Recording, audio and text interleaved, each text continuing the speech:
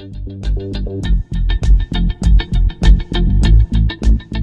listening to Psychology's Outer Limits with your host, Professor of Psychology, Erick R. Williams.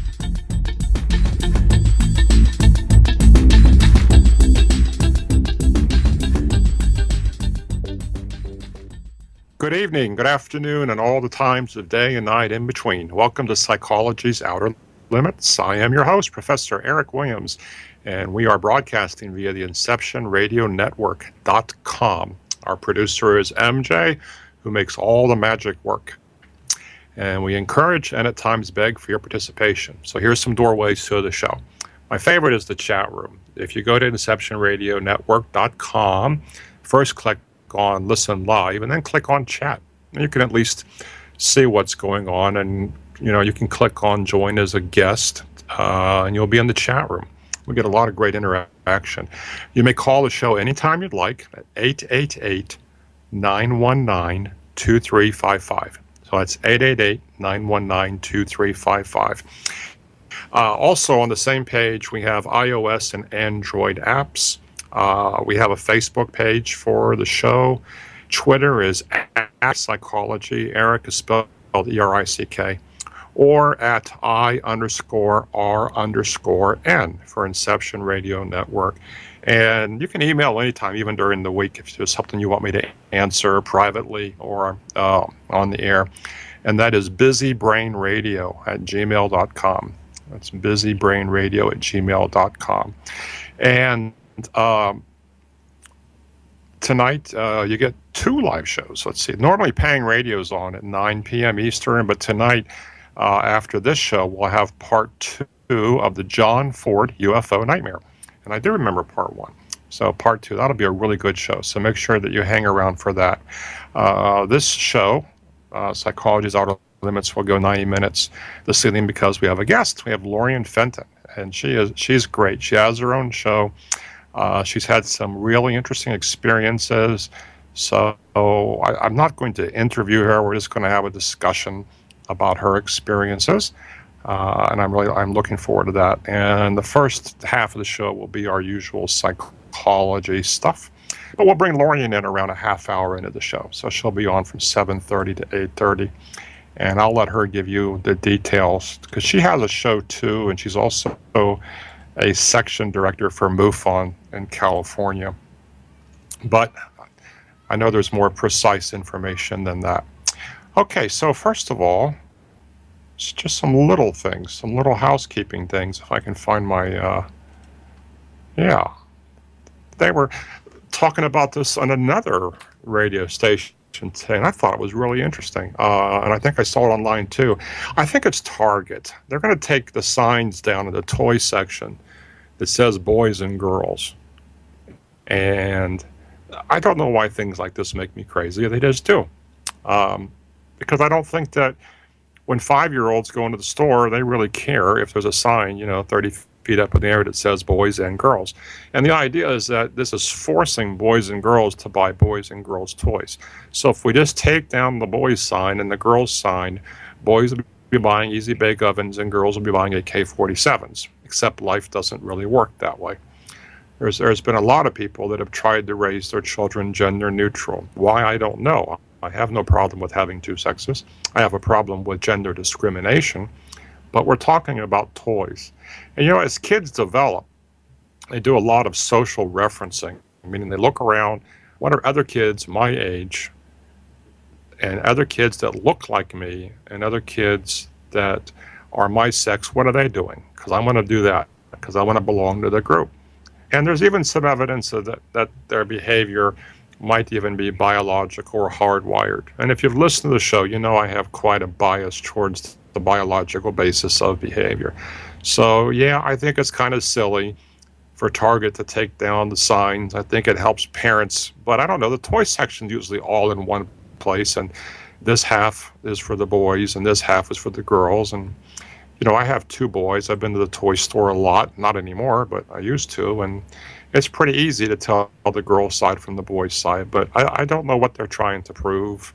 I think it's silly, but maybe you don't. I don't know. Taking the sign down is not going to change behavior. that would be like saying if McDonald's, you know, took their sign down, you wouldn't recognize it anymore, and you would immediately go to Whole Foods and start eating, you know, raw vegetables instead. I don't know. And then that got me thinking about going to stores in general. And I'm tall and thin. I'm 6'5", and I weigh. Well, it bounces around, but you know, let's say it just right around 190. Sometimes I dip down to 185, and sometimes I dip up to not dip up to 195. But the what I'm getting at here is buying clothes. So you know, the average height and weight for a male in the United States is 5'10", 180 pounds. So I've got the weight. I'm pretty close to the weight. I'm sometimes as much as 10 pounds above that, but I'm about 7 inches taller than the average male. Now, I'm only going to complain and moan and whine about me, but for the females, the average female is 5'5", 155 pounds. And, you know, when I go to the store and I just want to get a pair of blue jeans, I need size 36, 36, 36 waist, 36 inseam. And they're hard to find. Now, we often go to, you know, a store like Kohl's because Beth is a coupon queen, and she's always got coupons and discounts and all that. And there's like 190 different kinds of jeans. But I've decided that the stores aren't really discriminating against me. I think that the stores have decided that they don't want really tall people who don't weigh 400 pounds. They don't want us getting overwhelmed with choice. So if I dig around, I can usually find maybe 2 styles of the 197 that have 36 on the shelf. And the store also doesn't want me to worry about spending too much money, so they only stock 1 pair. And all I got to do is come back next year when they restock that 1 pair. So as long as I stay on my schedule buying 1 pair of jeans a year, I'm in good shape. Now, I know what you're thinking. I think I do, because this is a paranormal network and I'm supposed to be able to do that. You're thinking, well, you know, go to Kohl's and get a pair of jeans, then go over to Macy's or Penny's. But see, it doesn't work that way. The stores get together and they decide who's going to carry the weird sizes. So, you know, like this year, Kohl's is going to carry it. Next year, I'll have to dig around and see who has the 36 jeans. But I don't know. Maybe in the chat room you can talk about it. Is anybody average? Does everybody go to the store and dig around trying to find clothes? When I walk through a typical store, nobody average to me. People look underweight, overweight, short, tall. I don't know. I don't see a whole lot of average. But imagine if you were average. It would be overwhelming. What if I went into the store and I had all that choice? And then I spent too much. I could go bankrupt. I could end up living under a bridge, sharing a bottle of cheap wine with some guy named Bubba. So maybe they're doing me a favor. All righty. Now, completely unrelated, I forget what made me think about talking about this, is types of therapy. We haven't talked about that, and we should talk about it a little bit. When you decide you want to see a therapist, you know, you really should do a little bit of research. A lot of therapists are good, okay? But unfortunately, there's another group, also a lot, that aren't so good. So first of all, you know, try to get some recommendations. Make sure they have credentials, like they went to college, because you know, generally you have to have certain degrees and credentials, but you can get around it by just calling yourself something slightly different that infers therapy, but you're not really a therapy. So when I had a practice, I had all my degrees and everything on the wall across from where the person sat, so they would know that, you know, that I had gone to school and studied all this stuff. But not all forms of therapy fit all people, and not all therapists fit all people. I have talked to so many people that said that, you know, they'd been to therapy before, and I said, how did it go? And, oh, I didn't really like him or her. Well, how long did you go? I don't know, about a year. My gosh, would you buy any other product for a year from someone or something you didn't like? You know, I know it takes a lot of courage to get up and go to a therapist, and unfortunately, it wouldn't be fun to have to start over, but you should. And it could be a perfectly good therapist. If you don't click, you don't click. And you got to find someone with whom you do click.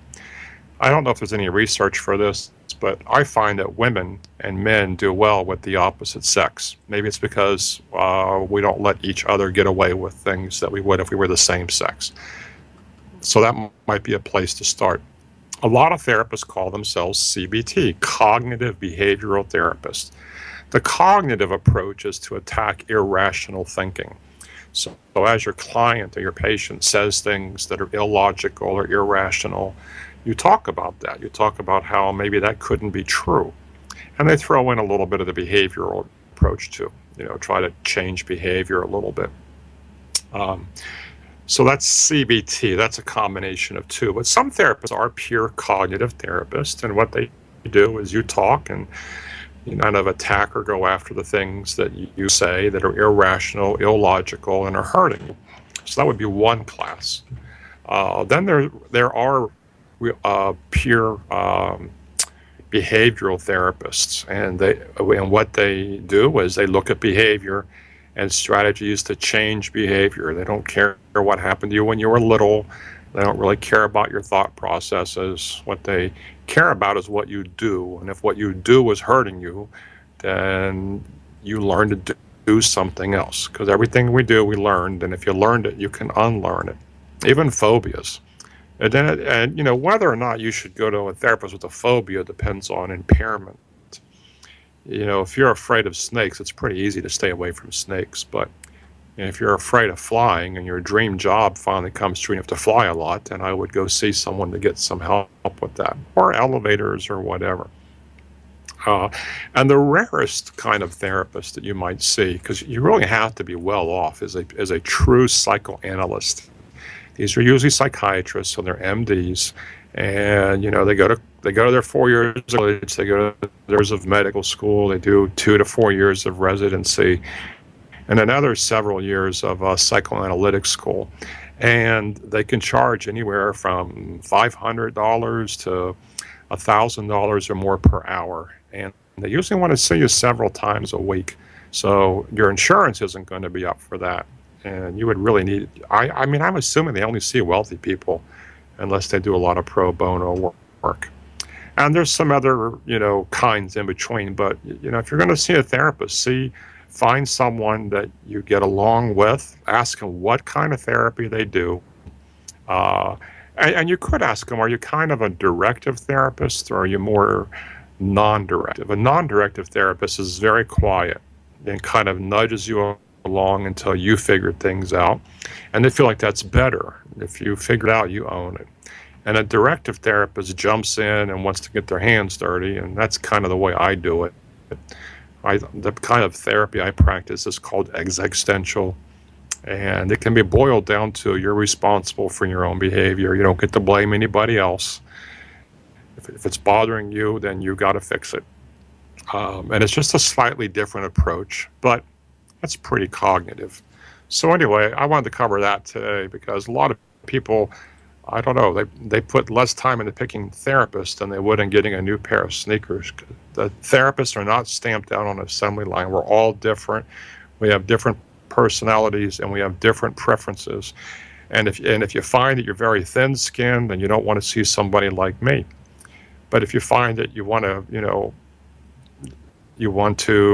have an interactive therapist that throws out a lot of ideas and gives you homework to do, and maybe you'll get done sooner, then you do want to see somebody like me.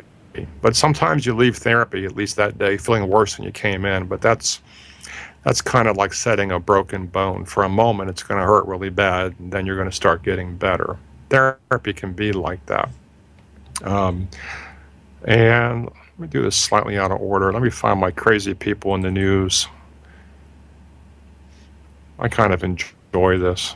Crazy people in the news. Okay, let's start with China. This is interesting. This is a lot of people behaving oddly. So there's this woman. She lives in a suburb in China, right? In Beijing, actually. And she filed a lawsuit against a cemetery, the China Dragon Garden Graveyard, because she found her name on a headstone in gold lettering. And then she found that about half of the 600 plots were marked for prominent and still living people that lived around that area. And it turns out that the cemetery considers that kind of a marketing practice, to put people's names that, live around that area that are well off, so that you'll think, well, maybe I should go there. They know who I am. They've got my name on a marker. I think it's kind of creepy. Anyway, let's see. I don't know if the article doesn't say if they were allowed to do that or not. Okay, now let's go from Beijing all the way to Texas. Texas' highest criminal appeals court agreed on July 17th, hours before Clifton Williams was to be executed, to a postponement until they could consider the significance of perhaps faulty math presented to the jury in 2006. Now listen to this math. Listen closely here. Prosecutors had claimed at his trial that the likelihood of another man having his DNA was 1 in 43 sextillion. So that's 43 followed by 21 zeros, or 43 billion trillion. But Texas officials have recently recalculated the FBI-developed database and concluded it was somewhat more likely that a second person would have his profile would be 1 in 40 billion trillion. Well, there's only 7.5 billion people on the planet. So ostensibly, the difference between 43 sextillion and 40 billion trillion, there is no difference when you're only talking about 7 billion people. It's just insane. I mean, personally, I'm against the death penalty. I'm glad that he's not going to be executed, but that's a damn odd reason not to. And what did you think about the Aurora, Colorado guy? The jury was giving every indication they were going to do the death penalty for him, because they had rejected the prosecution's argument that he shouldn't be considered for the death penalty, but they gave him life in prison instead. As a psychologist, that have I'd probably read as much and saw as much as anybody else, but I really do think that the young guy is absolutely insane, and did not know what he was doing, and did not. And really had no idea what was going on at the trial. Now, of course, I would feel differently if one of my children or family members had been killed, and that's why we don't, make laws based on people that recently went through that kind of a trauma. We have to be a little more rational about it. But, and the other interesting thing about the death penalty, I think I got to do a little more research. Let me just confirm this. My son was telling me this, that it's the licensing group for doctors.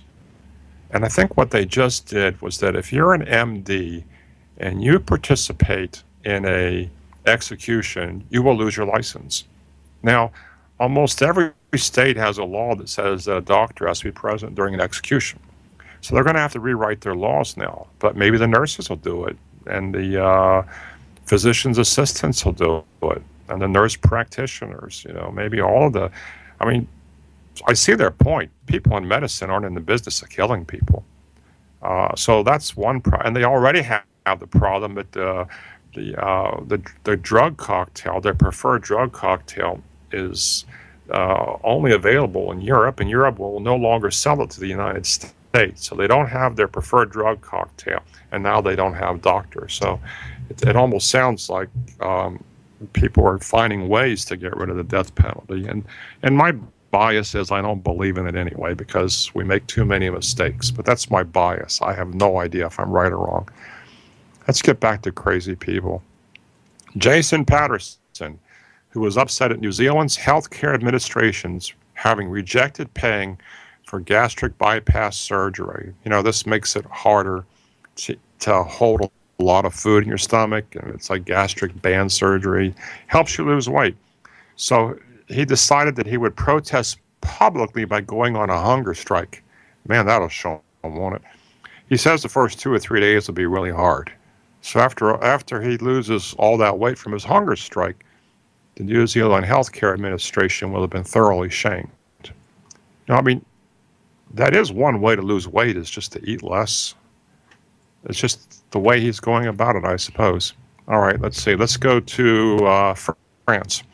A 27-year-old man entertaining friends at his home in Colmar, France. This was on the country's National Day, which is probably like our 4th of July, Independence Day. Anyway, he suffered serious injuries when he fell from his 3rd-floor balcony while, said his friends, leaning over to spit on police officers below. I would say that he committed a crime and he was punished all in just a split second. That worked out pretty well, didn't it? A video going viral on social media appears to show a Checkers fast food worker wiping the floor with a bun and then using the soiled bread to make a sandwich. Now, they don't know if the sandwich was actually given to a customer or if it was a hoax, but we've seen other videos like that. So maybe it did happen.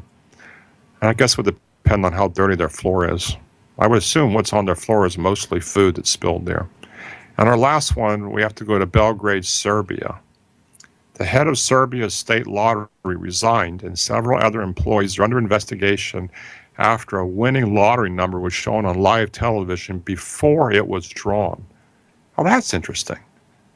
Before it was drawn. That means that they don't really draw the winning lottery number, or they draw it and then they pretend to draw it. But the winning lottery number was shown before the drawing.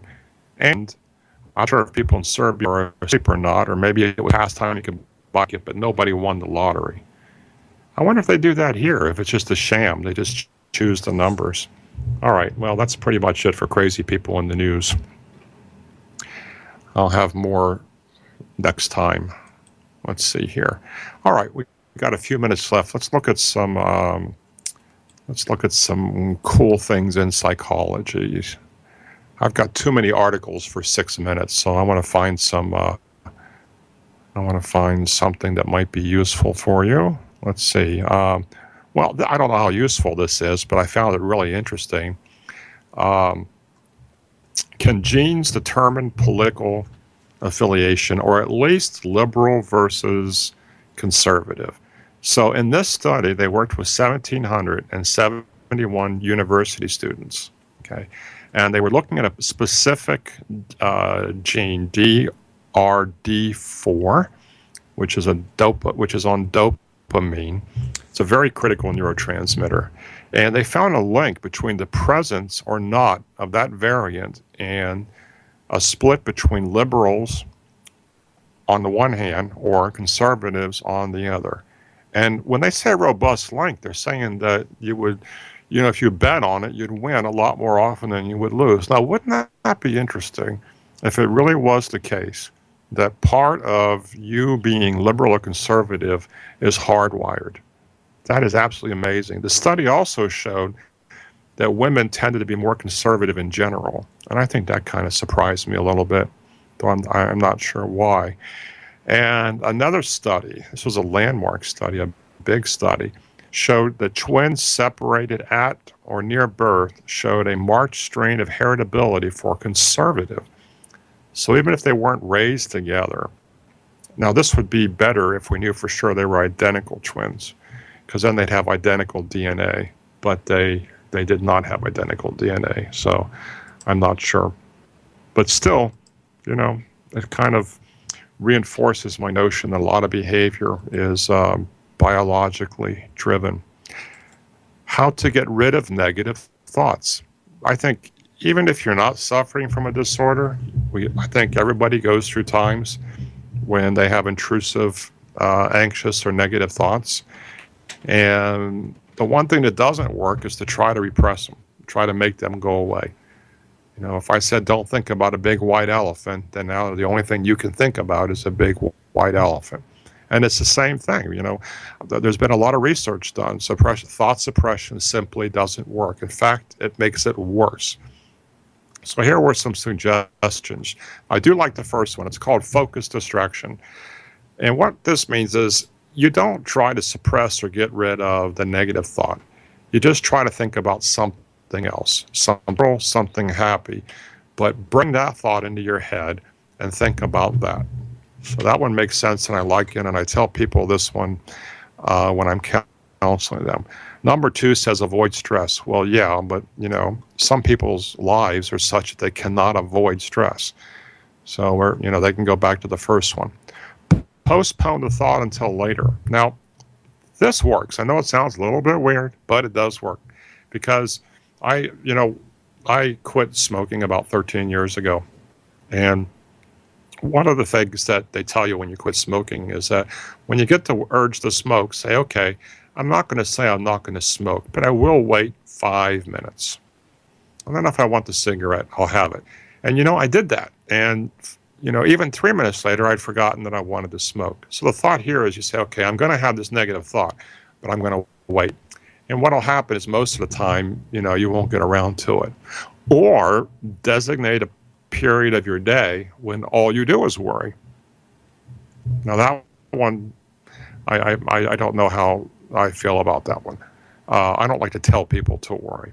Paradoxical therapy is an approach. It's kind of not for the faint-hearted, but what you could do is focus hard on the negative thought, almost till you make it explode. And that does work. It does work. It works with a lot of people. And there's a certain form of therapy that's based completely on this. If you're worried about something, the therapist says, well, let's worry about it. As a matter of fact, let's just make it worse. And if it doesn't kill you, then you shouldn't worry about it so much.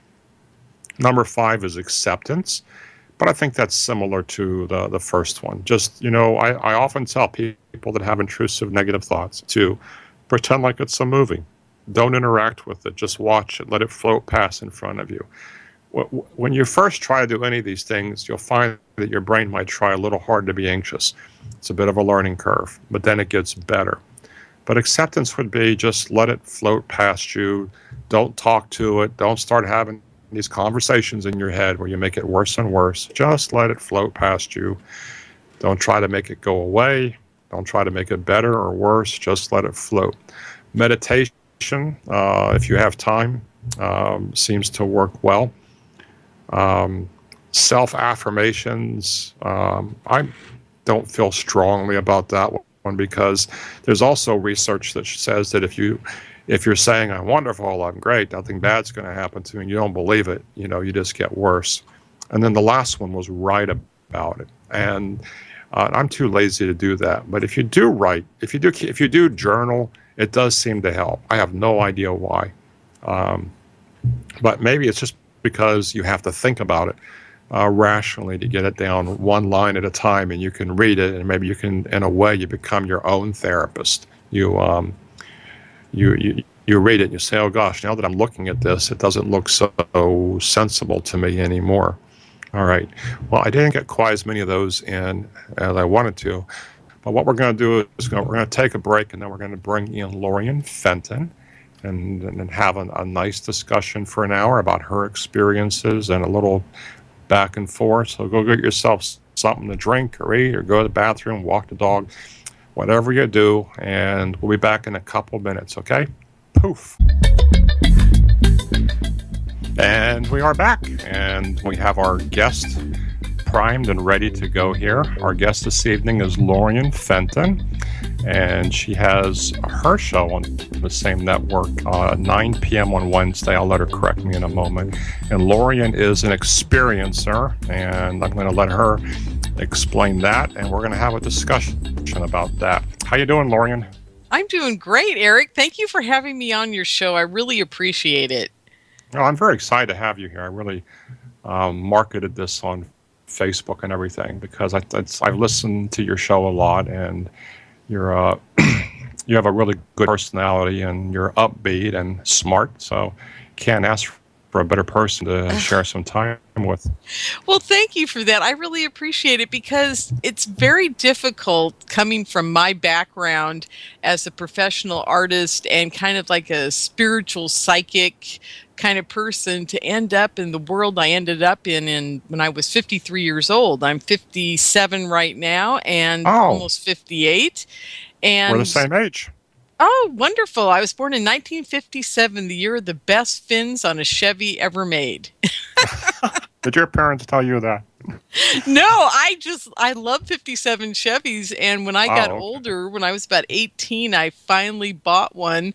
It was in a junkyard. It was falling apart, and we restored it to the point where it was drivable. But I love those cars. They were fabulous. Well, the 57 Chevy, I mean, how many songs have been written about the 57 Chevy? Oh, I know. It's a classic. I've got to have one. If I ever get rich and famous, that's what I'm going to buy. First thing, I'm going to buy a 1967 Camaro, and I'm going to buy a 1957 Chevy. You know, I had a 76 Camaro, I think, back when American cars weren't made well. And over the course of a year, it just completely fell apart. Oh, I know. That was a terrible year. 74 to 78 were the worst years cars were ever made. The screws that held all the panels in the car were like 1/8 of an inch thick, and they would just pop out, and the clutch went in the first year. And I thought, oh my God, what a nightmare. And now you look at a car and it's 15 years old and it looked like it just came off the assembly line. I know, it's amazing. But before 1975-ish, 74, cars were made with steel. They had welding done to them. I mean, nothing like the cars now. There's not a weld on that car. It's all plastic. Well, they're plastic, and they are rust proof because they're I just forgot the word for it. Galvanized steel, yeah. Correct. So they don't rust through. So I know that people get on this. I don't know. Oh, you were talking about how you were born, and we were the same. I was born in 58, but I was born on the first day of 58. January 1st, so we're probably only a few months apart. That's you're getting right. Ready to turn I'm a few months older than you, so mind your elders, Eric. I will. I will show great deference and respect. I know people that listen to these shows know what an experiencer is, but could you explain that a little bit? Well, you know, Eric, I have a really hard time with that word because I am not your typical experiencer. When people think of an experiencer, they think of somebody who's been abducted by the Greys or seen the reptilians or has contact with a spiritual being from another dimension or has been in communication with somebody that's very solid, like the beautiful Nordics that Billy Meyer was in contact with, or Adamski, or those type of alien contact. And or angels even, or demons, you know, whatever it may be. That's what I think of an experiencer. But when I got indoctrinated into this on what I call the short stick, because it happened to me like in 48 hours, I was at a conference and then all hell broke loose because I became involved with the super soldiers. And if you don't know what a super soldier is, it's one of the definitions of a military altered person who is being altered physically and mentally to be doing the bidding of the Black Ops people that run the military Black Ops divisions. Now, don't ask me who they are or where they're coming from or what they're doing, but that's supposedly what the definition is. And I have heard a little bit about that. It makes me think of very human-looking androids in the movies. Exactly. And, you know, back in the 70s, I'd say late 60s, early 70s, they were actually messing with putting metal in guys' bodies that, you know, I hate to say this, but Vietnam was an amazing place for making cyborg military. What people don't understand about Vietnam is even Korea. I think they started in Korea, but I think Vietnam is where they started trying to really do it on a full-scale level, is they were medevacing these guys out to these special ships that people thought were hospital ships. And down in, from what I've heard from clandestine people in low places, as I say, is that they had these extraordinary labs where they were working on trying to, like if someone got their leg blown off, trying to build a prosthesis that was actually part of their body instead of an external one. Like the $6 million man, which today is exactly. So that show. Well, there is some truth, because I actually did research at NIH as part of my first master's that is along these lines. Now, hopefully, no one's going to Exactly. show up. Hopefully, no one's going to show up and kill me tomorrow. But my mentor, here's what the Department of Defense wanted. They wanted 2 drugs. You would give a drug to these soldiers when you loaded them on planes, and they would be unconscious for up to 48 hours. Then when they got to their destination and went into battle, they got a second drug, and they would be fully battle ready and able to perform all their duties for 48 hours. Now, I was involved in that research for about a year, and I don't know if it was successful, but I was actually doing it. So I know that a little piece of that, that's kind of a super soldier concept, isn't it? Exactly. And so I actually did some of that. So with you mice. were involved in the mind control process. Well, I was involved in helping. What you have to do with drugs like this is not kill people. Exactly. So I was doing the lethality studies with mice. In other words, we were trying to find the LD50, which is the lethal dose for 50% of the population. So I would keep giving 100 mice higher and higher doses until 50 died, which as an animal lover I didn't enjoy. But nonetheless, and that was just a little piece that someone like me was allowed to be involved with. So yeah, I have no problem believing that. Yeah, and I'm glad you said that, because what people don't understand is how compartmentalized all their research has been over the years. Sure. Dr. Robert Duncan did the whole piece on heterodyning, in other words, matching the frequencies of brainwave patterns to a machine. And that was his job. He didn't realize until years later that they actually used his product, as they say, quote unquote, when he was doing this contract for the Department of Defense, to do what people call voice to skull communication, which is where they're actually going into people's minds and talking to them, and they can hear them. Sure. So, which has been done with rats recently. They've shown rat brain communication.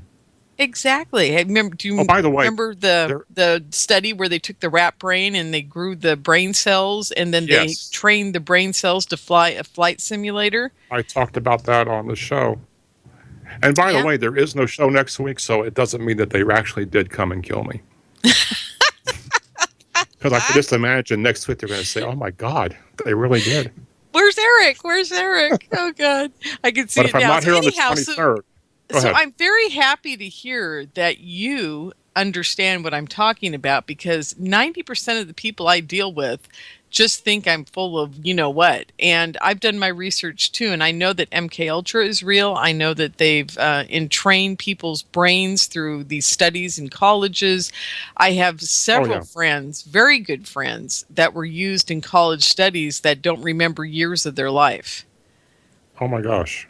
But that's all very credible. And I certainly saw, I won't say what building. There were things I saw that if I said and they heard about it, they wouldn't kill me, but I would get in trouble. But yeah, I saw things that make all this very credible. Let me put it that way. Yes, exactly. And I've done my research, and I know it's absolutely real, folks. So, the hard part is when you do realize that they've got all this clandestine black ops stuff going on, that the cocaine and the drug running and the poppies in Afghanistan that we're protecting are paying for all of it. Oh, yes. That's a hard reality to swallow, and our government's complicit with it. They know what's going on. That was something else the DoD was very interested in the early 80s. Was it the early 80s? I don't know. I'm getting so old. They were very interested in cocaine. I remember helping. I won't give his name, Dr. Blank. I was helping him with some stuff with cocaine. We were giving the animals. Wow, that's very interesting. And peptides introduced directly into the brains of monkeys that had the top part of their brain removed, replaced with a plastic hemisphere of a skull and a cannula where you could introduce these peptides. Oh God, yeah. So I what remember the days happened of the to you? monkeys. Well, what happened to me? Do you want my after story? Do you want my story so you can psychoanalyze me? Wonderful. Well, I no, love it. I mean, I'm fascinated. I just want to listen. Go ahead. Well, here's what happened, and I'm going to do this as quickly as possible because it usually takes about an hour to go through it all, but I'm going to try to shorten it. It was September. I have to go back to May because this is what really is important for people to understand. May of 2011, I had just come out of a 6 months of being very ill, 14 days in the hospital in 2010 in August, and almost died. And then it took me 3 months to recover. I lost my business. Everything went to heck in a handbasket, as they say.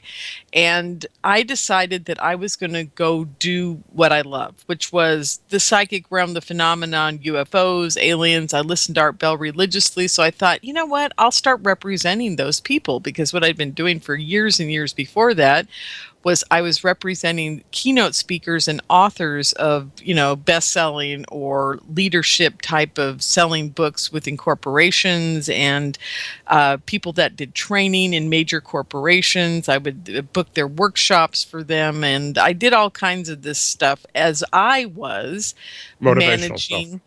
Yeah, motivational speakers and keynote speakers for like major conferences.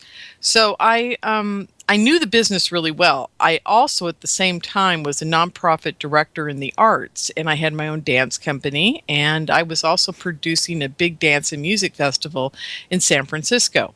So I knew how to put on a conference. So I thought, what I'll do is I'll start putting on conferences in the UFO community, and I'll start managing the people that are on Art Bell. Why not? It's an area I love. I like that kind of thing, and gosh, I wish I'd never thought of it now.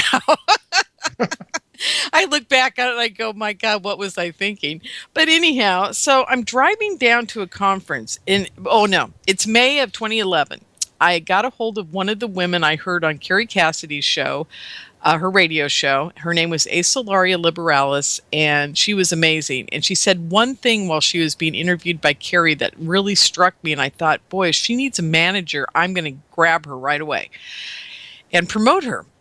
And she said that the Greys had taken our DNA and put an energetic lock on them. And I thought to myself, oh my God, that makes sense. That makes total sense. Why, because everybody's talking about it. What was that? What is an energetic lock? I'm not sure. Okay. But all I know is it resonated with me very strongly. Like there is something to her theory. Okay. And when they say an energetic lock now, 5 years later, 6 years later, I'm going, oh, probably a frequency, because we all run frequencies through our body. And another thing that's happened to me since then is I have a good friend named Peter Kling who absolutely swears that our DNA was circular before they messed with us. Whoever they are that engineered us to die, it said if our DNA was circular, it would continually replicate. The telomeres would continually replicate. Right. Telomeres, yeah. Well, so and there are some animals that don't. There's one turtle at least and one jellyfish is immortal unless you kill it, because their telomerase doesn't get short. Every time we make a copy, the telomerase, a little piece on the end, gets a little tattered, and eventually you can't make any more good copies. But for these turtles and this jellyfish, that doesn't happen. So they are technically immortal. So they were saying that we started out like that? Well, kind of. I mean, this is, 5 years later and talking to lots and lots of people about it. But I thought it was very interesting that she said that at the time, because I thought, wow, that's intriguing, because I've always wondered how our DNA doesn't continually keep replicating. And then when I talked to Peter years later and he said, oh, it was circular and they snipped it in half, and that's why we die. And I thought, oh, that makes a lot of sense too. I mean, anyhow, it's 2011. I'm listening to her. I think, oh my God, she's got some interesting information. I'm going to call her. So a couple weeks went by, finally got a hold of her, and we talked for a little bit, and I hung up. I said, I'll call you in a few weeks. And we were talking about me managing her, and everything was fine. The second time I called her, and this is really important, folks. You've got to pay attention to this. I'm sitting here talking to her on the phone, right where I'm sitting right now, on the phone, and I hear a helicopter over the house, very low. It's so low, it's almost shaking the house, and it is loud as heck. And I'm talking to her on the phone, and I go, "Do you hear this?" She goes, "Yeah." And I said, "My God, I never heard it come to the house." I realized that in the moment. I went, "Oh my God, it just appeared." And I was freaking out, and I sent my roommate out to look at it, and he came back in. He goes, "God, it's so dark black, but it's green." He goes, "It's got a little green hint to it when the sun hits it." And there's two guys, one on the side window with a bubble helmet on, completely covered. You can't see his face. And the other guy driving it, and he's got a bubble helmet on. You can't see his face. I went, "Okay, interesting." I go, "They were that low?" He goes, "Yeah, they're only about 100 feet over the house." I go, "Oh my God." Anyhow, I'm trying to talk to her. This thing is so loud, I'm having to yell. And I would think so. And she's like, "Oh, I can hear it. I can hear it." And I go, "Yeah." And then finally, after about a minute of circling the house, maybe a little longer, it slowly takes off over the water and disappears. And this wasn't your typical state police medevac No, helicopter. believe me, I know everything about what goes on around my neighborhood. Okay. I've been here 25 years, and we Okay. have a helicopter that goes over the flight path of the highway right next to me. That's a traffic helicopter, and I know exactly what it sounds like. And believe me, I'd never seen anything like this before. Okay. And why it was over our house doing the circle nose down was very interesting too. And dangerous. Yeah, it was really bizarre. So I kind of put it out of my head. I thought, well, whatever, but what bothered me was that I never heard it coming there. Then later, anyhow, so it's now September. Asa Lauria is meeting me in Los Angeles. I'm driving down for a conference. It's called the Awaken and Aware Conference with Carrie Cassidy. And I was going down to represent 6 people that I had picked up as potential, management people. And Asa Lauria was one of them. Joanne Richards was another. And I was bringing them to attention to Bill Ryan and Carrie Cassidy.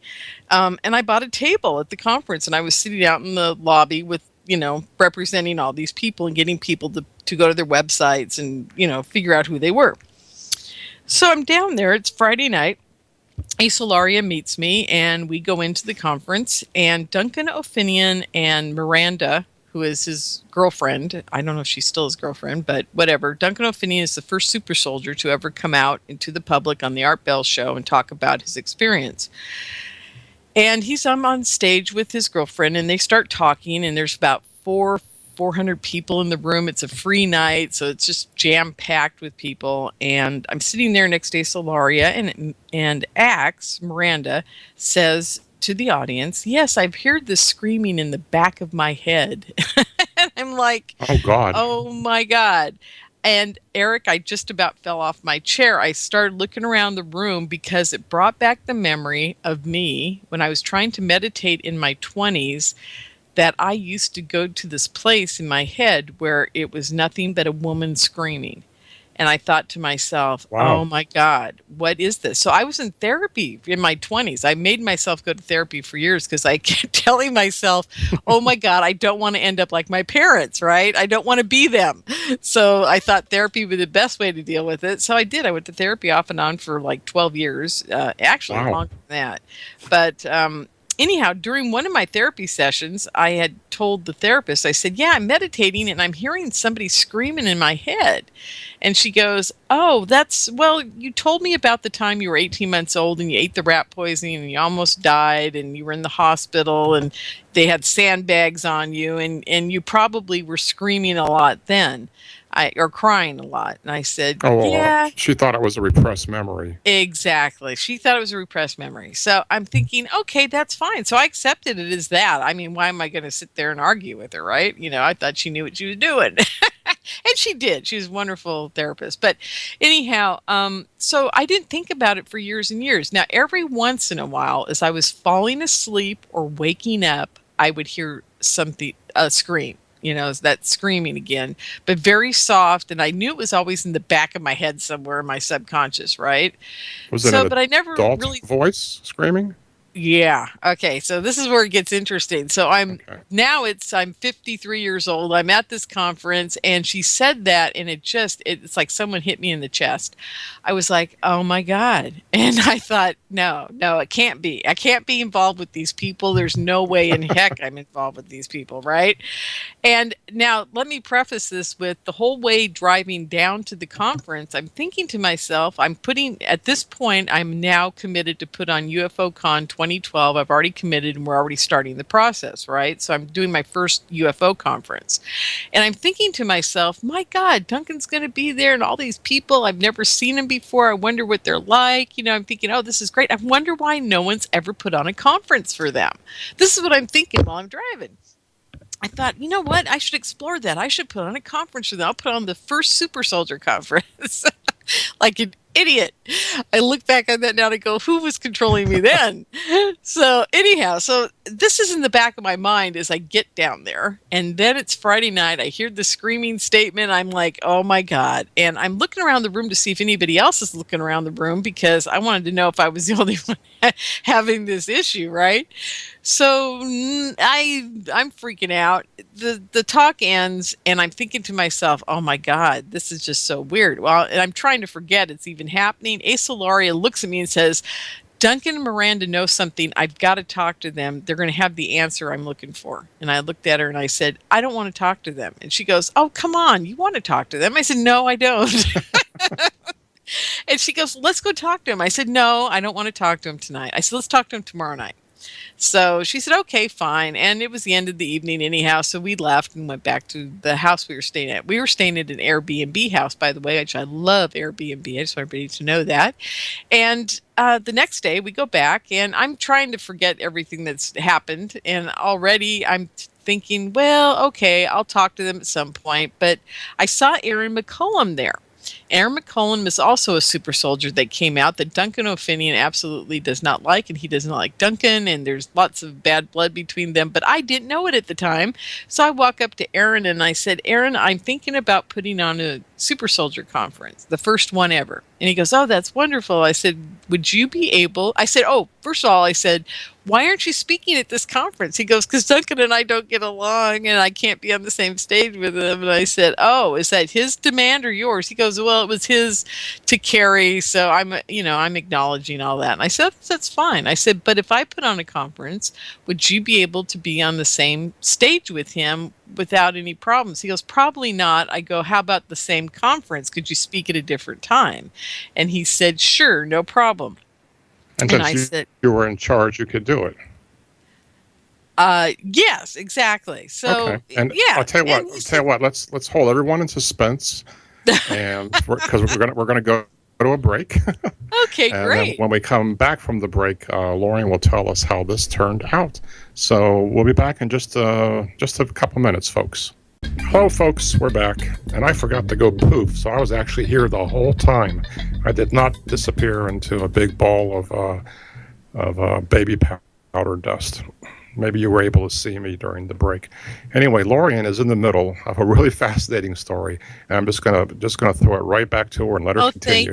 Thank you, Eric. I really appreciate that. And I'm just trying to remember where I was. I think I just talked to Aaron McCullum about doing a Super Soldier conference, and yes. And I was thinking about it, but I still was having trepidation about talking to Duncan and Miranda.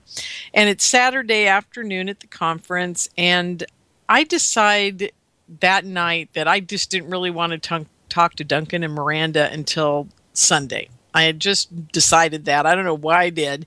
And Asa Lauria said to me, oh, I really want to talk to him. She kept bugging me. I said, no, we're not going to talk to him today. We're going to talk to him tomorrow. And I said, let's go. So I took us out the back door of the conference center, around the garbage cans on the far side of the pool, thinking we'll not run into anybody on our way out, right? But of course, as we turned the corner to head by the garbage cans out the pool gate to the parking lot, standing at the garbage cans is Duncan and Miranda. So we really had no choice but she goes running up to Duncan and starts talking to him, and they're engaged in conversation. And I said, hi, I'm Lorien, and thinking about putting on a conference for you guys. And he thought it was interesting. And then they started talking, and Miranda and I were standing there speaking. And I said to her, I said, oh, by the way, we had talked about a few things. And I said, oh, by the way, what's with that screaming in your head? And she goes, why do you want to know? And I looked at her and I said, because I think I have it too. And then she said the most profound thing, and I thank her to this day for saying it to me. She said, maybe you don't want to know. Wow. And I thought to myself, shoot, everything went through my head in that moment, folks. It was like, gave me permission not to worry about it. It gave me permission not to find out what it was from, not to worry about it. And I realized in that moment, whatever it was, it's either from my past or non-existent, and it's all in my imagination, or it's something very, it's solid and real, but it's still in my past. So it has nothing to do with my future or now, and I can make my future whatever I want it to be. So all this is going through my head. Now it's going through my head in jumbles and pieces and wow and no and maybe, and kind of, it's like, it's an emotional response to an answer instead of just like, oh, okay, thanks, right? It was more like, whoa, that had some profound meaning to me, and I've got to meditate on it for a while and make it stick, right? So we started talking about something else at that point, and I just kind of let it go. And I went back to the car.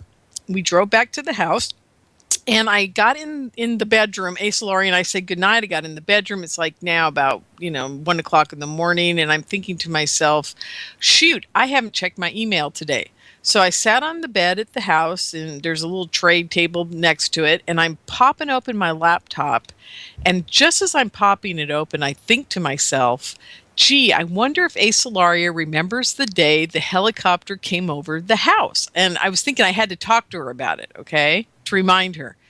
And just as I thought it, Eric, in the instant I thought that, there was a helicopter over that house, I swear to God, and it's loud as heck, just like the last one, and I never heard it coming, okay? That's amazing. Okay, now here's where it got really, and this is when I totally freaked, because I'm thinking to myself, oh my God, somebody's reading my mind. That was my first thought, and I completely freaked out. I didn't know what to do. I went into a panic state. I went into shock. I walked to the window to take a look at the helicopter. Now, this is where it gets even weirder. I look out the window, and there is no helicopter out there, but there are 3 orange glowing red lights in a triangle formation up in the sky about, I don't know how high up they were. All I can tell you is that from a thumbnail's distance, you could see the line, the outline of the 3 lights about the size of my thumb. Do you think it was 3 things or one thing with 3 lights? I don't know. I still to this day don't know, because I'll never know. But frankly, in my heart, I think it was a triangle UFO. Because I've seen pictures of the same type of lights from the bottom in pictures that people have captured of UFOs.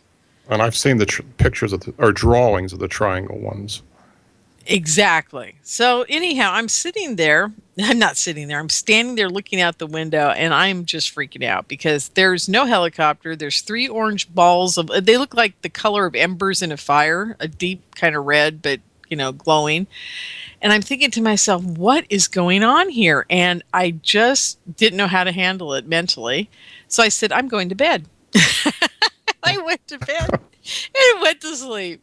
And I woke up the next day. And I'm sorry, what was that? You were breaking up. I would have gone in the basement.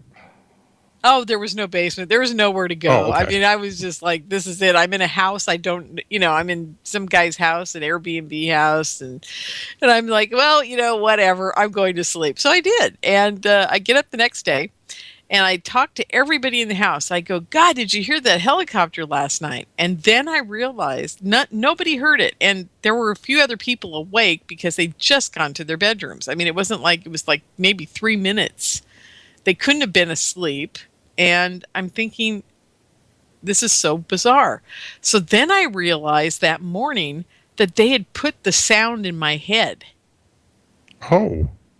How's that for, because not a person heard it, but it was so loud to me that the house was almost shaking again. That type of loud. And I thought the whole neighborhood would be waking up, the whole bit, right?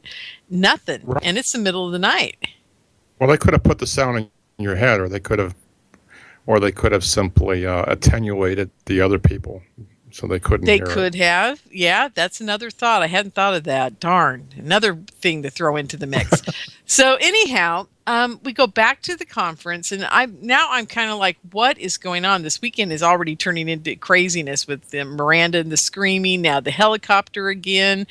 And and this conference, by the way, folks, was the weirdest conference I've ever been to. The energy there was so thick you could cut it with a knife, and everybody had a headache, and Carrie Cassidy looked like she was under complete mind control. People were walking off stage because they were fighting with each other. It was the weirdest conference I've ever been to. And Would you describe it as surreal? Very surreal. Almost like I Okay. told a friend later when I got home, I felt like I was in a Fellini movie. There was a woman there with piercing blue eyes and a dog with piercing blue eyes that matched, that had wild dyed hair, and I could have sworn she was an alien. Honest to God, she was Wow. probably a real alien. And that was wild too. I mean, there were all kinds of very crazy people there. Now it could just be people living in LA. I don't know, because people living in LA are very that's different than Northern California, hippie type people. So it was very bizarre. But I just had the weirdest weekend. So anyhow, now it's getting weirder. Now it's Sunday. And I decided I needed to talk to Bill Ryan about 2 or 3 of the people I was representing, and Carrie. And Carrie had already talked to Asa Laurian, and I got Joanne Richards introduced to Carrie, and there were lots of things going on that weekend as far as me promoting the people I was starting to work for. So I needed to talk to Bill. So I walk up to Bill. It's the afternoon. We're about 3 or 4 hours left in the show that day, or the conference that day. And Bill is sitting in the front row, and he's sitting facing a kid. I thought it was a kid that was kneeling down in front of him with his head down, and they were both holding on to this cube. And I'm thinking, what is going on here? But it seems that they were meditating, and they were both holding on to the cube at the same time they were meditating together. He had his head down, the kid had his head down, and they're meditating. So I started meditating with them. I was standing by the chair. Might as well. Meditating, and then a couple minutes later everybody raised their head, and then we all had a nice little meditation. And I said to Bill, I said, oh, the kid pops up, and it's not a kid, it's a young man, and he looks at me and he says, hi, I'm James Rink, and I'm a super soldier. I heard you're putting on a super soldier conference.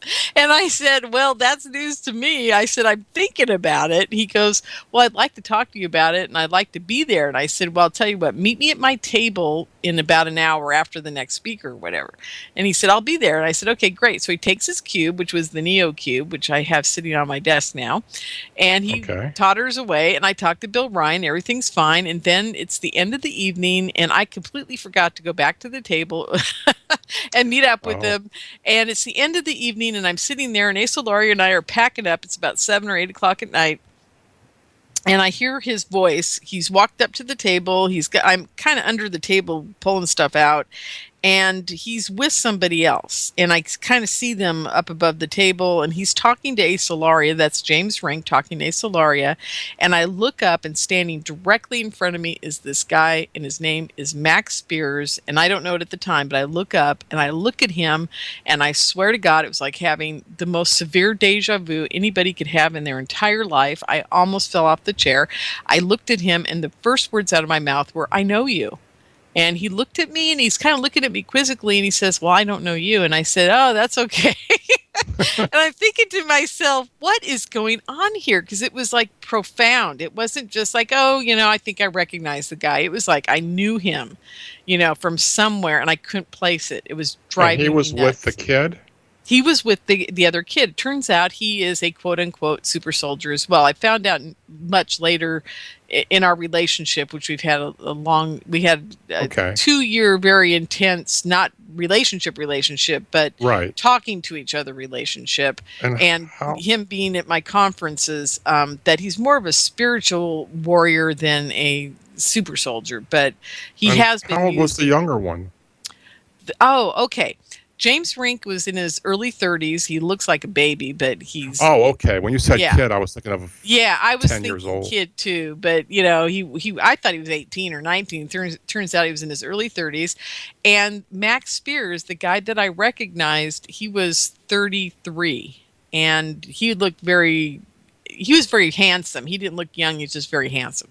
Mhm. So, the four of us decide we're going to go out. I don't know where we ended up, at the house having dinner together. I think that's what we ended up. We ended up there having dinner.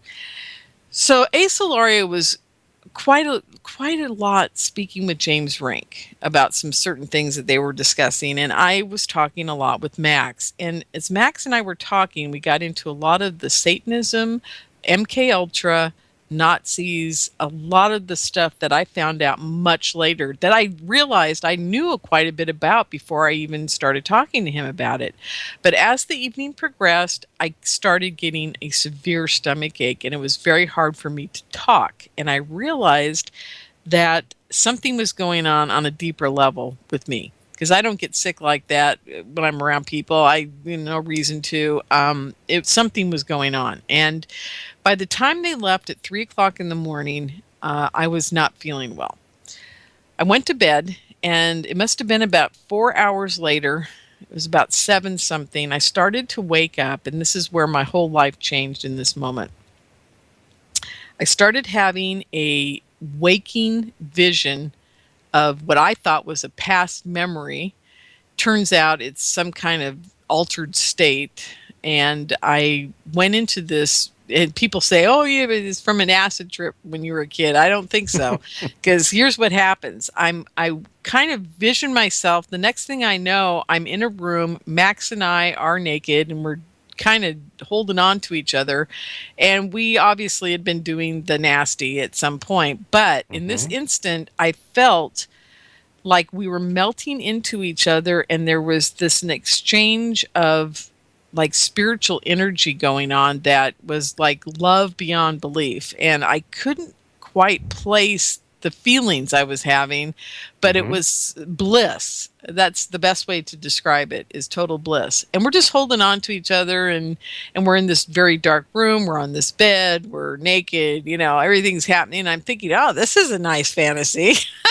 Yeah, right. The next thing I know, I am, and I always hesitate to say this because people start thinking I'm a crazy lady, and they start saying I'm just having weird fantasies and all kinds of flashbacks. But I don't think so, Eric. I really don't. Okay.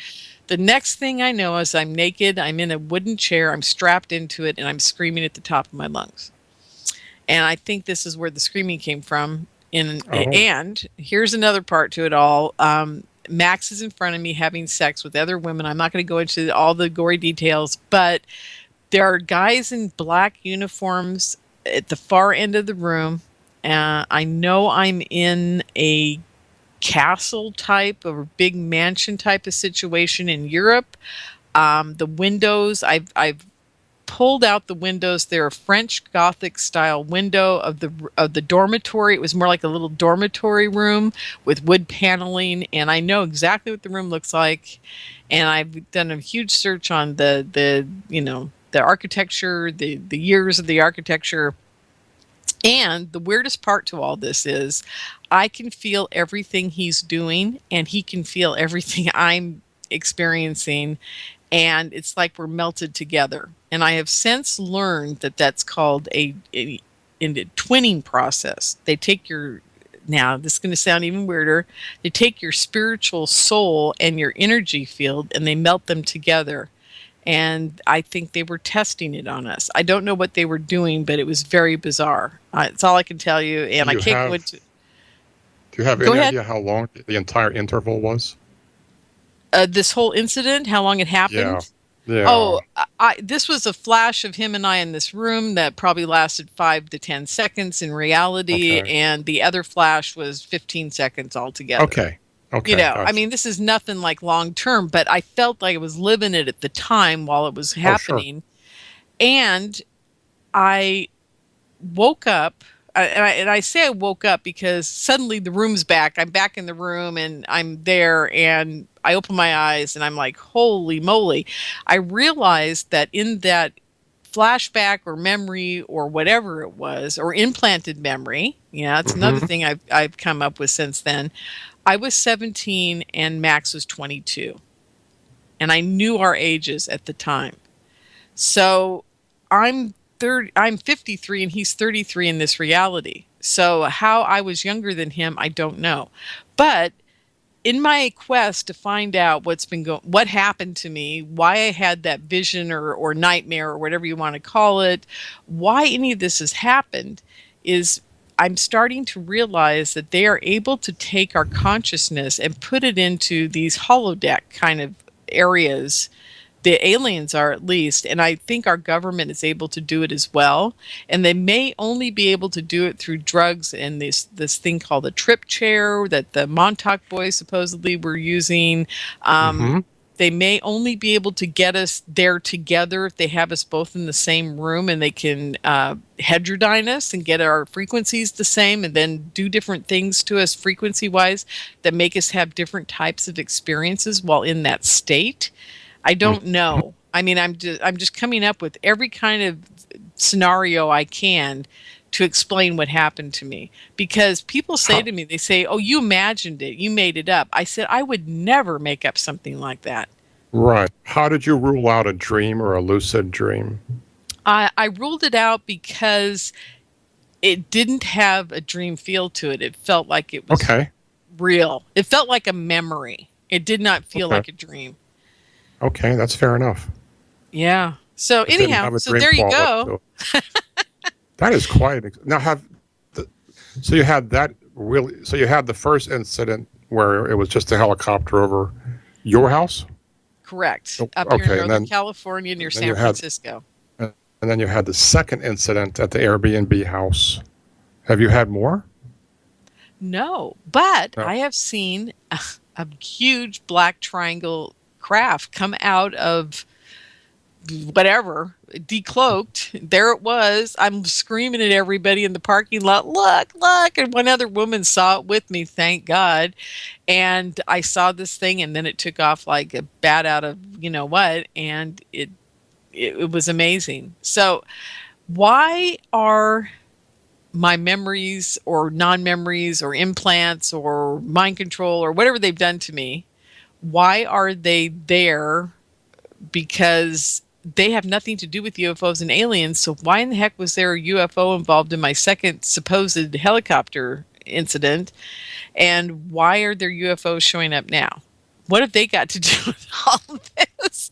I sit here on a daily basis and I go, this is just so freaking bizarre, you know? It makes me wonder if one possibility is that you're a threat that has to be, surveilled. And the other possibility is that you're part of an ongoing experiment that has to be observed. And those are the two thoughts that come to my mind. And it could all be terrestrial, or it could be a mixture. I mean, I certainly do not believe we're the only sentient living things in the entire universe. So I have no problem believing there's other folks out there. So I sort of come down, but that it's either an experiment or you represent a threat, but probably I think more of an experiment, because it certainly sounds doable. It sounds doable right here. Doesn't it? With some of the research I've read, we can implant thoroughly believable memories just in session without using any technology. So implanted memories are very, believable is the wrong term to use, because they are believable. It would be really interesting if they're using instrumentation or something else. Absolutely. And that's one of the things I'm interested in is, can we either develop that skill, or is there a technology that would do it? Because you're right, our brains operate at, different parts of our brain are operating at different frequencies at different times. When you're asleep, your entire brain is almost in delta wave. but when you're awake, it's complicated. I don't know, have you ever seen an EKG printout? Yes, I have. Yeah, yes. and that's just with 23, I think, sensors. And so there's 23 areas all doing something different. So sure, why not? And Absolutely. are you worried it's going to happen again? No, not at all. As a matter of fact, this is important.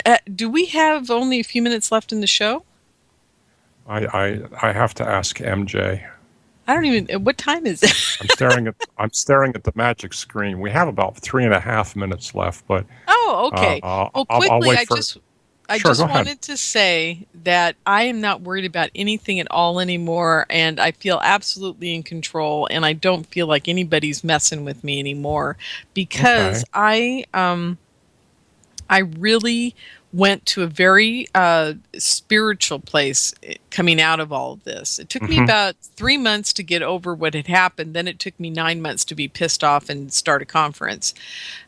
Just get back at them. Yeah, get back at them for what they had done to me in my mind. Anyhow, it's healthier to get angry. It is. I absolutely agree. I think people get cancer a lot because they don't embrace their anger. So, anyhow, I really begged God, whether it be the God of old, the God of now, angels, demons, I don't care what it is. I begged whatever energy field was out there that protects us to help me. And I absolutely believe he sent protection.